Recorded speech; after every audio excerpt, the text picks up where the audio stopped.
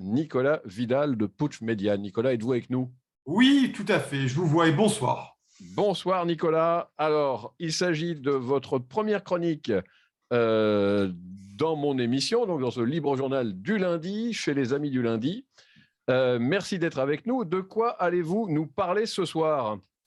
Ah ben oui, cher Pierre-Alexandre, chère auditrice et chers auditeurs de Radio Courtoisie, je suis heureux, vous l'avez dit, ce soir de proposer ma première chronique que j'ai nommée de façon bien despotique zone d'impertinence. Alors oui, ce soir, on va se faire une petite tranche d'impertinence, je l'ai dit, avant de s'avachir d'ici 20 heures devant les chaînes info de masse à la gloire du petit père des peuples, à notre protecteur à tous, notre Jupiter des zones commerciales, notre Zébulon des sondages.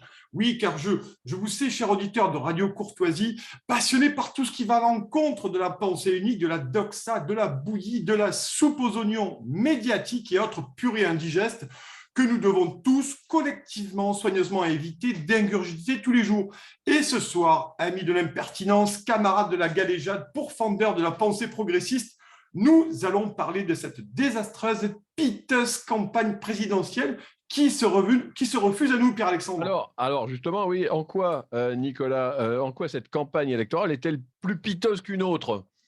Eh bien, il ne vous aura pas échappé, cher Pierre-Alexandre, que nous avons, nous, la piétaille électorale, eu droit à quelques miettes de débat entre les candidats, mais pas de grande soirée où les 12 adversaires auraient pu se mettre sur le pif, se crêper le chignon et se faire des clés de bras sur les retraites, l'hôpital public, la dette, la sécurité ou la souveraineté. Eh bien non, la faute à qui? Eh bien en fait c'est un peu à tout le monde, mais surtout aux jeunes coqs ensuite. Oh, pardon, je m'excuse pour cet anglicisme. Alors on va faire simple, on va faire français et on va dire vêtements couvrant le haut du corps. Donc je disais donc que le jeune coq qui finit son stage à l'ENA à l'Élysée, fagoté comme un ado prépubère avec une capuche, n'est pas très emballé pour s'abaisser à débattre avec ses autres petits camarades. Emmanuel Macron préfère faire des photos mal rasées à l'Élysée, l'air soucieux et préoccupé pour nous laisser croire à nous, Français de troisième zone, qu'il a le sort du monde entre ses mains. Enfin, pardon, moi j'ai envie de vous un dire instant. que pour... Il nous la joue un petit peu à la Zelensky. C'est-à-dire, il a vu que Zelensky avait du succès avec son maillot kaki et il se dit, moi aussi je suis en guerre et moi aussi je suis mal rasé. Je vais peut-être gagner des points dans les sondages.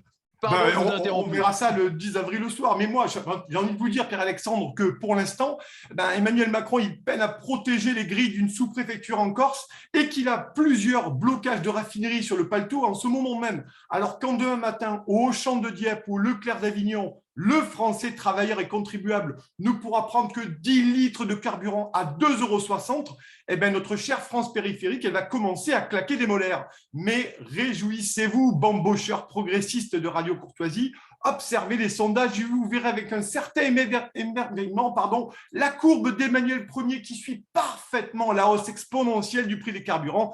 C'est quand même assez extraordinaire à moins de 3 semaines de la présidentielle. En même temps, lorsqu'on a le cabinet McKinsey aux manettes de l'État qui nous coûte un pognon de dingue, qui écrit des fiches à Olivier Varian et fait des mémos vocaux à Jean Castex, qui ne paye pas une copec d'impôt en France, eh bien forcément, il faut bien qu'il y ait une contrepartie. La contrepartie, c'est quoi? C'est 30% dans les sondages, Pierre-Alexandre. Bon, vous avez rhabillé Macron pour le printemps, mais alors, est-ce qu'il n'y a pas au moins un seul candidat qui trouve un peu grâce à vos yeux dans cette campagne? Bah oui, Ça assurément. doit exister, non? Bah oui, mais vous allez voir, vous allez comprendre de suite de qui je parle. Oui, assurément. Et alors, je vais vous donner une citation en indice. Je cite, « Les sondages, c'est comme la queue du chien, ça va et ça vient. » Voilà. Alors, vous l'aurez compris, la palme de cette campagne revient sans aucun doute à Valérie Pécresse, l'oracle enroué de Delphes, la Pythie de la bourde politique, la Marguerite Duras de l'éloquence désastreuse. Valérie Pécresse, qui s'effondre dans les sondages, va devoir ramer vraiment pour tenter de dépasser la barre fatidique des 10% et éviter la déculottée d'un Benoît Hamon en 2017 avec son misérable 6,9%. Oui, car les républicains de l'ennui, avec leur couardise à ne pas assumer leur fétichisme mondialiste et européiste, ne sont plus que l'arrière-salle crasseuse de la Macronie.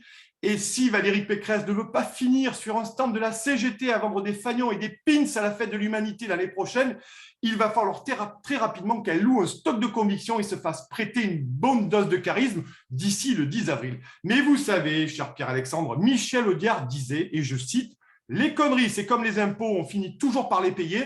Eh bien, à mon avis, il va falloir rajouter tout cela sur la note de cette présidentielle. Cher Nicolas Vidal, un grand merci. Merci pour cette première chronique détonnante.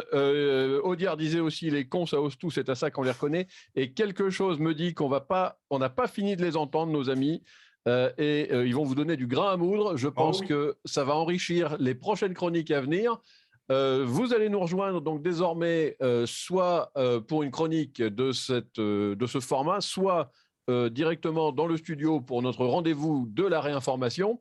En tout cas, on est heureux de vous accueillir dans la bande et je vous dis à bientôt. Merci.